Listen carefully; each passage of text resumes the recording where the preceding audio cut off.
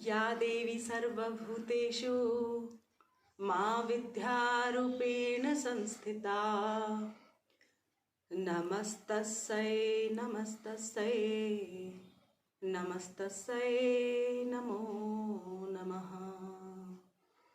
जय करे शेरावाली माई जी दा, बोल साचे दरबार की जय हो।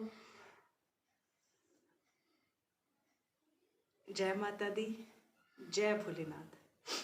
आप सब सोच रहे होंगे आज मैंने स्तुति से इस वीडियो को क्यों शुरू किया है, क्योंकि आज बसंत पंचमी का पावन पर्व है और मैं आप सभी को, देशवासियों को आज इस पर्व की ढेरों शुभकामनाएं देना चाहती हूँ।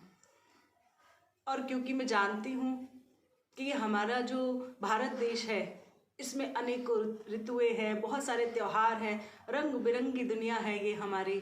और इसमें से एक बड़ा ही सुंदर रंग है जिस रंग को हमने आज धारण किया है। इस रंग को हम पीला रंग कहते हैं। ये शुभता का भी प्रतीक माना जाता है और दूसरी ओर ये विद्वानों को भी प्रदर्शित करती है। पीला रंग हमारे देश के ब्राह्मण कुल के लोग भी इसे धारण करते हैं। इसका बहुत बड़ा महत्व है। क्योंकि आज बसंत पंचमी है तो मैं थोड़ा सा आपको ये कहना चाहती हूँ कि बसंत पंचमी हम कब मनाते हैं। क्योंकि माघ का महीना चल रहा है और माघ महीने में जब शुक्ल पक्ष आता है तो उसकी पंचमी तिथि को ही हम बसंत पंचमी कहते हैं। हम बसंत पंचमी के त्योहार को पीले रंग से जोड़ते हैं। इस दिन हमें पीला वस्त्र पहनने चाहिए।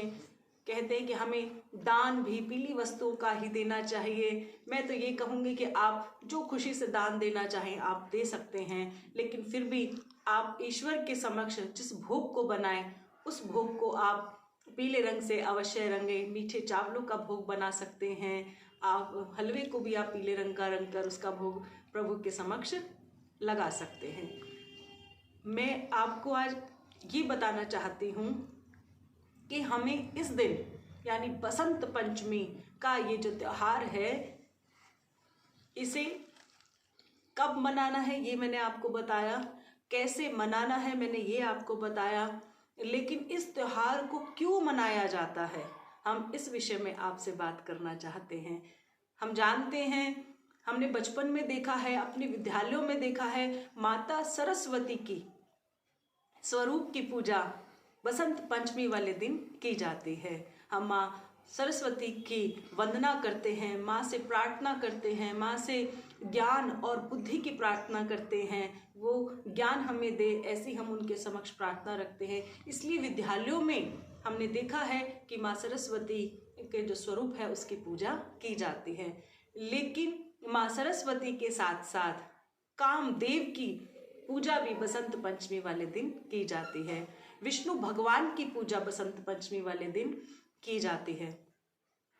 कामदेव ने जब संतान होने का समाचार सुना तो सारी पृथ्वी स्वर्ग के समान हो गई।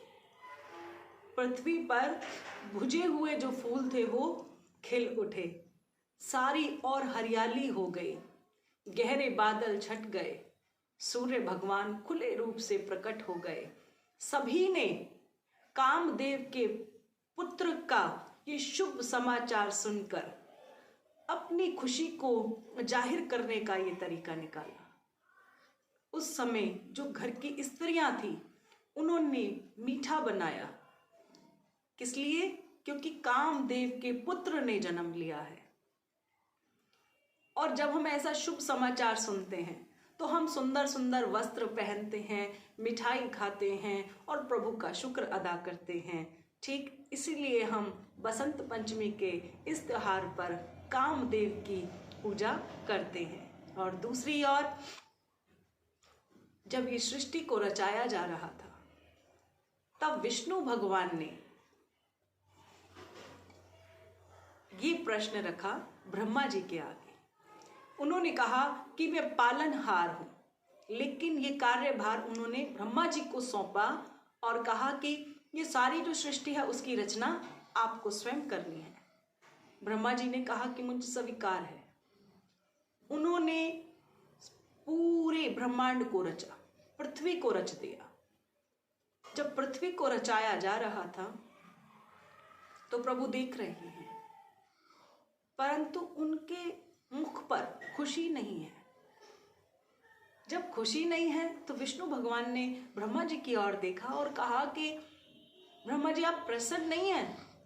आपने इतनी सुंदर सृष्टि की रचना की है, फिर भी आप प्रसन्न नहीं हैं। तो ब्रह्मा जी ने विष्णु भगवान को कहा कि मेरा मन प्रसन्न नहीं है। मुझे लगता है मैंने जो सृष्टि का निर्माण किया वो बड़ा ही गुमसुम सा है, बहुत जरूरत से ज्यादा शांत है।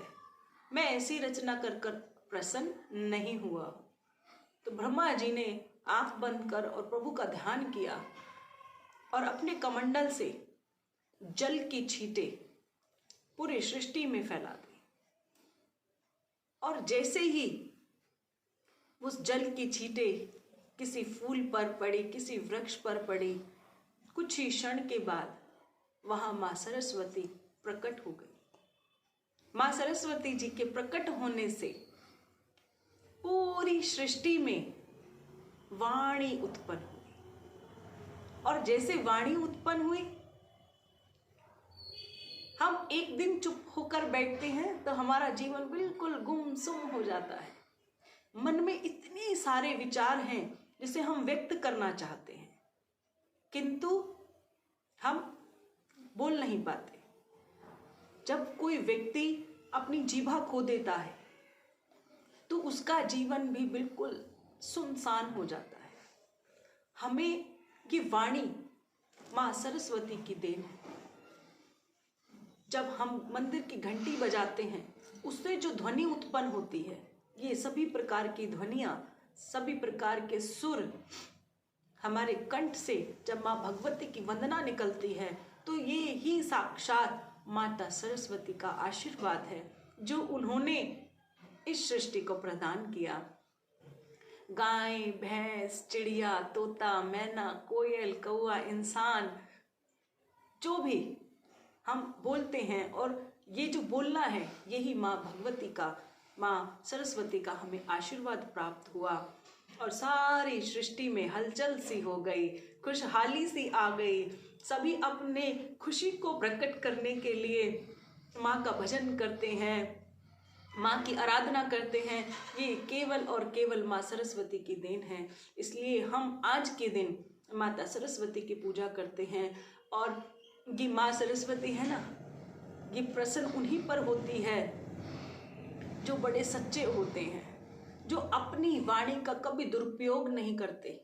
आप सबने देखा है कि कभी कभी हम इस वाणी से किसी की बुराई करते हैं, इसी वाणी के साथ कभी कभी हम गालियां देते हैं, बहुत अपशब्द कहते हैं। तो इससे माँ सरस्वती हमसे रुष्ट हो जाती हैं। और जब तक माँ की कृपा नहीं होती, हमें ज्ञान की प्राप्ति नहीं होती, हमें विवेक की प्राप्ति नहीं होती। इसीलिए जो संत होते हैं, मैं पोशाक से संतों की बात नहीं कर रही, मैं व्यवहार से संतों की बात कर रही हूँ। उनका कंठ बहुत मधुर होता है, वो जितना बोलते हैं बहुत सुंदर बोलते हैं और हर शब्द के साथ माँ का शुक्र करते हैं। ऐसा नहीं है कि आप कुछ भी बोल देंगे और माँ आपसे प्रसन्न हो जाएगी क्योंकि आप माँ के भक्त हैं। माँ कहती है कि जब तक मेरी वाणी से आप अच्छा नहीं बोलेंगे तब तक माँ रूपी शक्ति प्रसन्न नहीं होती। इसलिए हम माता सरस्वती की पूजा करते हैं। माँ ने वीणा बजाया था इस धरती पर, यहाँ सुरों को, संगम को छेड़ दिया और इतने सुंदर भजन और गीत बनने लगे। हम सभी बच्चे माता सरस्वती की तहे दिल से पूजा करें, उनके लिए अर्चना करें। और केवल आज नहीं, हर रोज हम माँ को नमन करें, माँ के इस रूप को प्रणाम करें और उनसे प्रार्थना करें कि हे माँ, हम पर अपनी इतनी कृपा करना माँ कि इस कंठ से हम किसी का हृदय ना दुखा सके, इस कंठ से हम ऐसे अपशब्द ना बोल सके कि हमारा जीना ही व्यर्थ हो जाए। क्योंकि हमारे पास जो ये वाणी है, यही हमारी पहचान है। हम अपना सुख दुख, अपने जीवन का सब कुछ इस वाणी के द्वारा ही बांटते हैं। इसलिए हमें बसंत पंचमी पर माँ सरस्वती की पूजा करनी चाहिए, विष्णु भगवान की, कामदेव की पूजा करनी चाहिए और अपने घर में एक अच्छा वातावरण बनाना चाहिए। माँ के लिए भोग अर्पित करना चाहिए, पीले पुष्पों को अर्पित करना चाहिए। जगह जगह हम देखते हैं कि सरसों के पौधे पर भी पीले रंग के पुष्प निकल आते हैं। पूरी प्रकृति माँ का शुक्र करती है और बहुत ही सुंदर दृश्य होता है। मैं माँ से सदैव ये प्रार्थना करूंगी कि मैं और मेरे से जुड़ने वाली बच्चे, आपके भक्त जन सदैव इस बात का ध्यान रखें कि उनके मुख से कभी ऐसे वचन ना निकले जो किसी दूसरे को दर्द दे, किसी के आंसू निकाले। ऐसे शब्द हम कभी भी अपने जीवन में उपयोग ना करें। बोलो सरस्वती माता की जय हो। या देवी सर्वभूतेषु माँ विद्यारूपेण संस्थिता, नमस्तस्यै नमस्तस्यै नमस्तस्यै नमो नमः। जय माता दी, जय भोलेनाथ जी की।